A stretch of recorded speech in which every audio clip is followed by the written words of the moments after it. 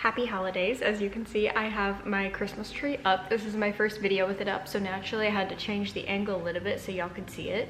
But I am excited to talk about something very important to me. I've referenced it in a couple of videos recently, my book videos. I was in a 4-year reading slump and I just got out of it.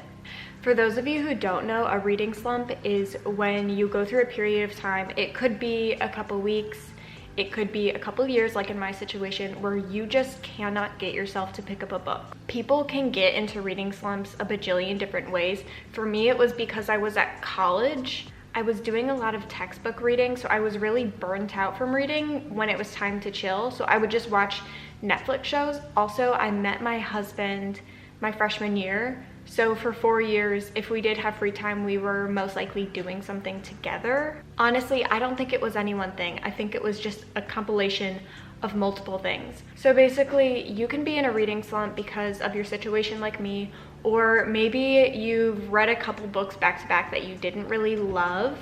Maybe you're struggling to find a book that you enjoy. Maybe you finished a really good series, a really good book, and no book has met that standard for you since then. All that to say, if your goal is to get out of a reading slump, this is the video for you.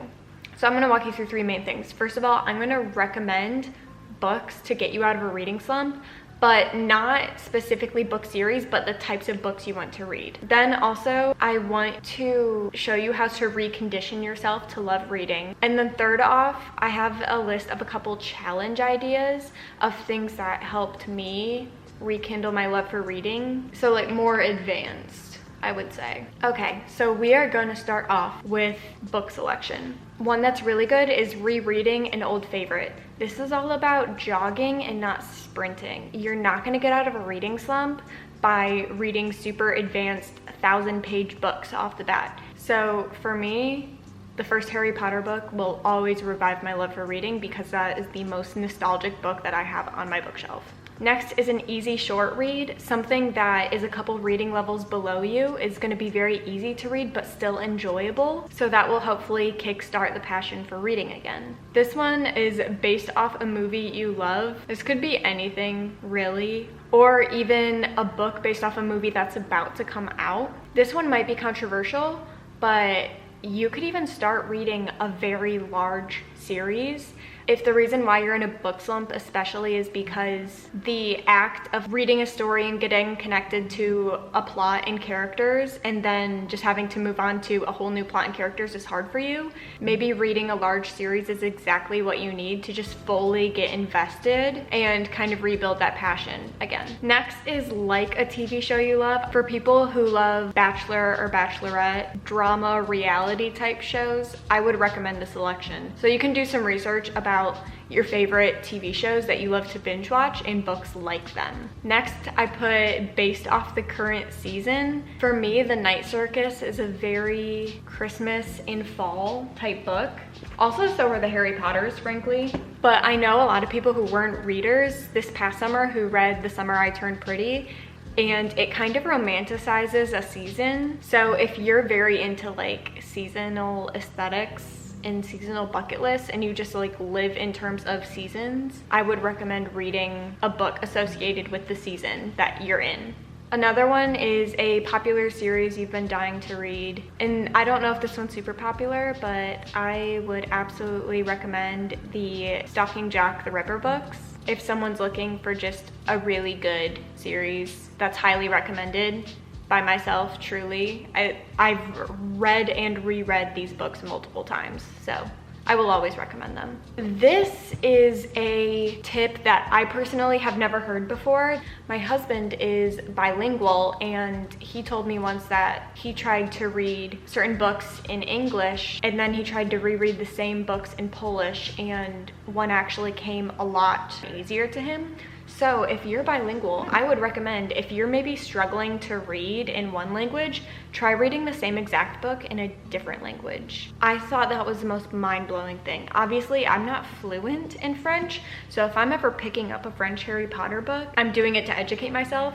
But if you're fluent in another language and you have the accessibility to get a book that you want to read in your other language, give it a try. You might find that reading a book is more enjoyable to you in one of your other languages. So I thought that was genius. And then the last thing, if you just genuinely have no clue, go to Barnes and Nobles alone, either drive there or have someone drop you off, and walk around and choose a book based off its cover. Like, if you're drawn to a cover, flip over the book, read the back, read the first page, whatever you need to do, and wait until there's one book that you in your mind have convinced yourself that you cannot leave the store without this book. Next, and the most exciting part, because if you know me at all, you know I love to romanticize everything. Here is the #1 way that I will make it out of a reading slump every single time. The facts is that you will make time for the things that you enjoy. And when you're in a reading slump, it's because you don't enjoy reading. So you have to make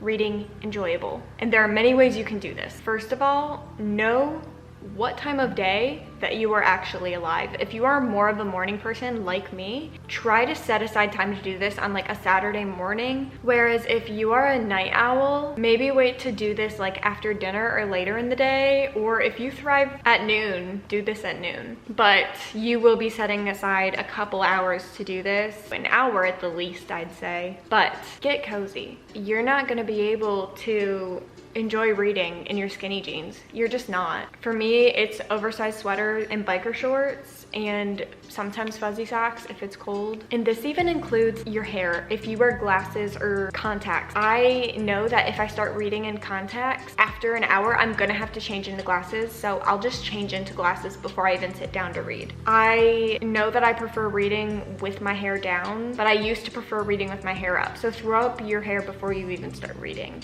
Does my voice sound weird?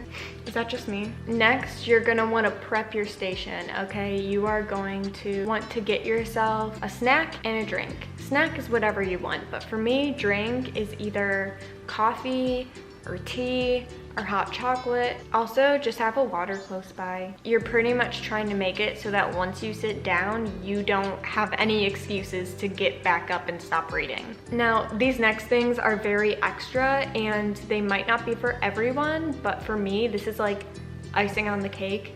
Light a good candle. I will burn that and I'll put it pretty close by to where I'm reading. I will make sure that the lighting is very good so that I'm not straining my eyes. And then I will turn on music. Now this is different for everyone. Some people need absolute silence. If you live with other people and they're louder, you might need to slip on some headphones to listen to some music just to block out distractions. For me, my husband's pretty quiet, so I usually can just listen to music out loud. I cannot listen to music with words in it. Some people can, but I try to listen to music that very much fits the vibes of the book that I'm reading. You can find these on YouTube or even Spotify playlists. Sometimes you can even look up the name of the book or the book series that you're reading in playlist, and someone will have put together something. It's been very rare for me to look up a book and not find a playlist on Spotify or YouTube. Pro tip for you right there. And last thing, and I feel like this is pretty self-explanatory, even if you do all of this, it's highly possible that you will end up just sitting on your phone. I would highly encourage you to either put your phone on the other side of the room, turn off the notifications, or put it on silent.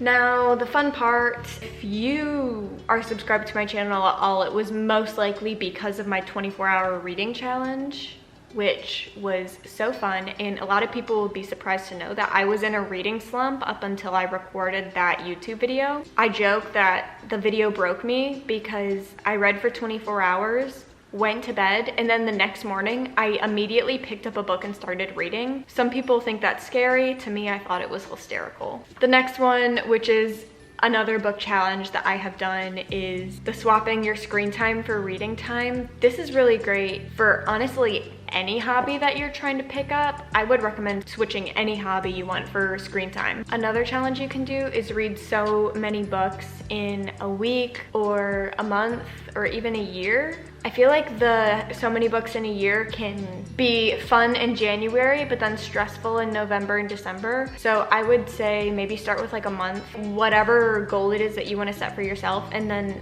tell someone else that goal and let them keep you accountable to it. And the last one, and the one that was a big deal to me, is read with a friend. I know this challenge isn't as accessible to everyone because not only do you have to find a friend who's a reader, but also someone who's interested in reading the same books as you. Thankfully, I have Julia, and Julia and I love all the same books, and she's one of my closest friends. And Julia is probably the only reason I was even reading Throne of Glass while I was in a reading slump. And what was nice is that there were some times where Julia was totally in the groove of reading and I wasn't, and she would text me, "I cannot wait till you get to chapter 30, you're not gonna believe what happens." And now I'm just sitting there like, what am I doing watching Grey's Anatomy, or what am I doing scrolling on TikTok? I need to get to chapter 30. If you are privileged enough to have an amazing friend who loves to read as well and read the same books as you, first of all, hold tight to that person for the rest of your life. And second of all, try to read the same series at the same time. It will be so fun for you. All right, so that actually concludes all of my reading slump tips. I hope this was helpful for you. If it was, please let me know down below as well. Also, if there's any types of videos that you want me to make in the future, also let me know that as well. I am always open to new ideas. I have some pretty exciting stuff for the rest of 2022 and some good ideas for 2023.